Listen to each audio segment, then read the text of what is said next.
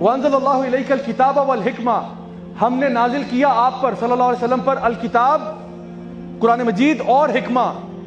اور امام شافعی رحمہ اللہ کہتے ہیں کہ یہ علماء کا اجماع ہے اس بات پہ کہ جو حکمت ہے وہ نبی کریم صلی اللہ علیہ وسلم کی سنت ہے، یہ بھی نازل کردہ ہے۔ نبی کریم صلی اللہ علیہ وسلم اپنی طرف سے نہیں آپ کو بتا رہے تھے کہ نماز یوں پڑھتے ہیں اور جو نا روزے یوں رکھتے ہیں۔ قرآن آپ کو جنرل گائیڈ لائنز دیتا ہے تمام امور کے بارے میں، ڈیٹیلز آپ کو حدیث میں یا سنت میں ملیں گی۔ نبی کی حدیث جو ہم تک پہنچی جس میں سنت کو الیبوریٹ کیا گیا اس میں آپ کو ملے گی۔ تو اگر ایک بندہ کہے کہ جی میں جو ہے نا قرآن تو مانتا ہوں حدیث نہیں مانتا، تو پہلا سوال یہ ہوگا پھر آپ نماز کیسے پڑھتے ہیں؟ کیونکہ پورے قرآن میں نماز کا طریقہ نہیں ہے۔ آپ پھر وضو کیسے کرتے ہیں؟ قرآن میں وضو کا طریقہ بھی نہیں ہے۔ حج کے ڈیٹیل مسائل نہیں ہے، زکوٰۃ کے ڈیٹیل مسائل نہیں ہے۔ تو پورے کا پورے دین کے جتنے بھی احکامات ہیں وہ تو قرآن میں نہیں ہے۔ قرآن نے بتایا ہوا ہے کہ یہ کام تم نے کرنے ہیں، اس کی وضاحت آپ کو سنت میں یا حدیث میں ملے گی۔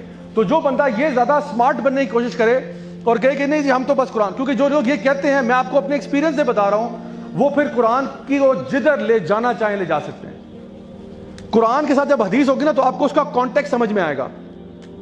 حدیث نکال دیں، آپ جس آیت کو جدھر چاہیں پھر لے جائیں، تو اصل کانٹیکس بتائے گا۔ اور کانٹیکس کہاں سے آپ کو حدیث مبارکہ سے ملے گا؟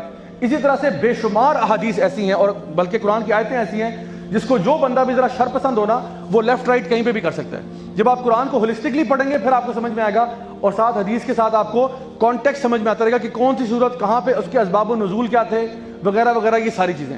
تو اس لیے یہ دونوں چیزیں قرآن و حدیث ہمارے لیے دونوں بہت امپورٹنٹ ہیں۔